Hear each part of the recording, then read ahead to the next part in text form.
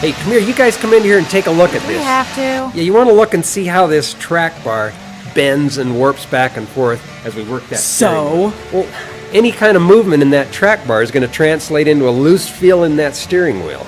You don't want that. That looseness can also transfer into death wobble. You're so stupid. You're embarrassing yourself. Have you ever had death wobble? That's why I had to say it in my scary voice. All right, there's another thing that'll happen with that track bar. If we look at how that axle is centered under the Jeep, we'll see we've got a problem. Let's take a look at that. Just to give us a little visual of how this tire is centered under the Jeep, let's take a look at this. So that's how far that side of the tire is sticking out from the fender flare on this side. Let's take a look at the other side. Remember, we were right on the edge of that tire.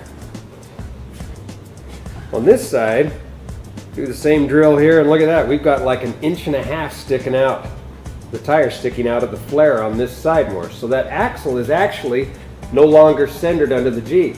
If we think of the, say this is the Jeep and here's your axle underneath it, they're shifting like that, and that's what made that tire stick out. So if this is the track bar, here's your Jeep, your track bar is tied to the axle down here. When we lift that Jeep, we think of that as a radius of a circle. As we lift that Jeep up, that axle swings under. So that's why we have to have an adjustable track bar. When we lifted it, now we can lengthen that track bar out and bring the axle back under the Jeep and square things up. Let's get this track bar installed. Before I put it on, I like to do a couple of quick things to it. We're just going to loosen up this turnbuckle and wind it out a couple of turns to make sure it moves easily. It's a lot easier to do it when it's off the Jeep than when it's on. So we'll take an 18 millimeter on one end and a 15 on the other. Just loosen these up a little bit. That should work.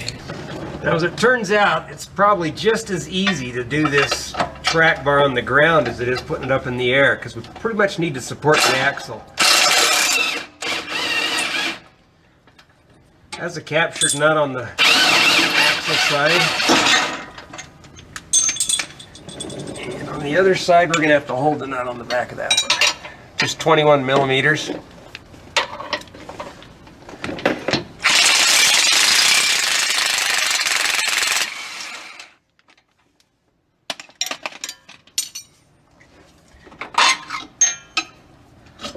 And that was hard.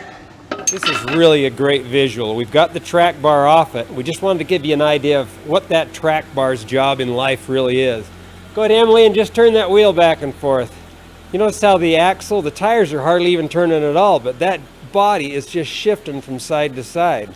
So there's a tremendous amount of load on that track bar when you're turning, especially when you're stopped. That's why it was bowing when we saw it earlier.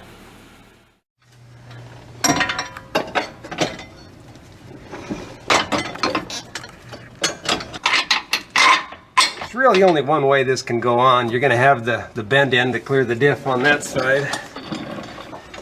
And the other end is going to just drop down into this axle bracket. And this is where a little helping hand will go a long way. We'll have somebody go up in front in the steering wheel, wiggle it back and forth, and it'll just line this track bar up for us. You probably don't need to start it or anything. Just give it a twist and I'll tell you. See that? There we go. A little bit more right there. She just turned that steering wheel, it lines it up, and put the bolt in. So it makes it really easy. Okay, you're good up there, Emily. We'll start the nuts on both of them. And because we're on the ground, it's okay for us to just go ahead and start this up.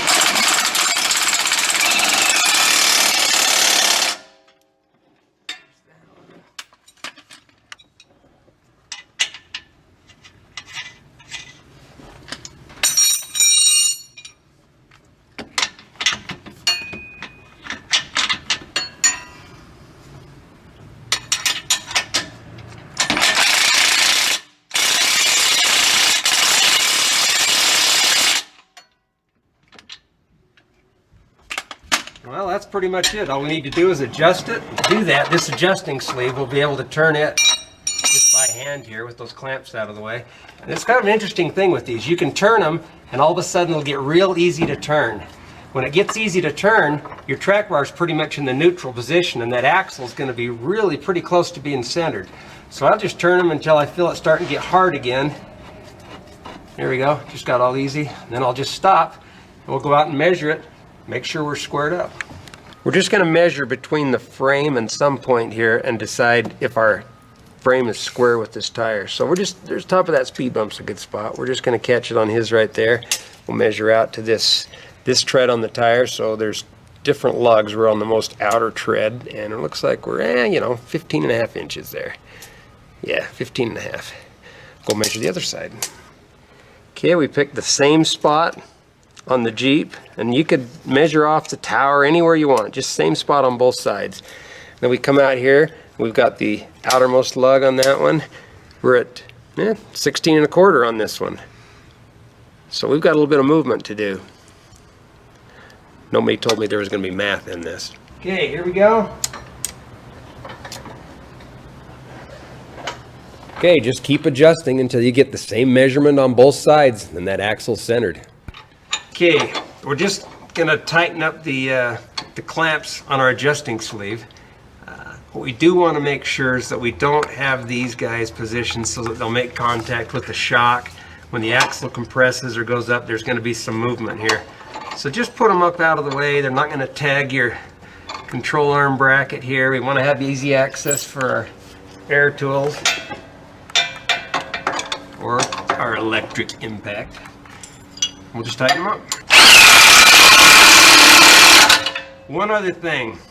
When you tighten these guys, they have got to be tight. This is a big piece of DOM with a little slit in it, because this sleeve needs to be strong so that we don't have any movement in it.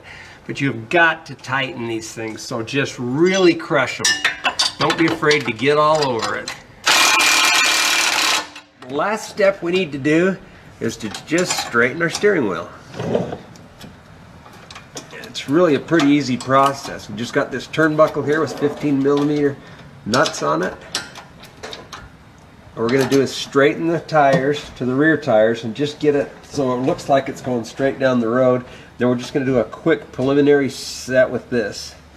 With somebody watching the steering wheel, just to tell you when it looks like it's pretty level up there. You should get it pretty close. We're just going to go run it down the road, make sure it's straight. If it is straight, we can tighten it up. If not, we'll just tweak a little bit till it is, tighten it up, and that's it. Well, that was a pretty good install, you guys. Why don't you guys come over with me? Let's take a picture just to show kind of like the team that actually did this track bar. Yeah, come over and stand by me. Hey.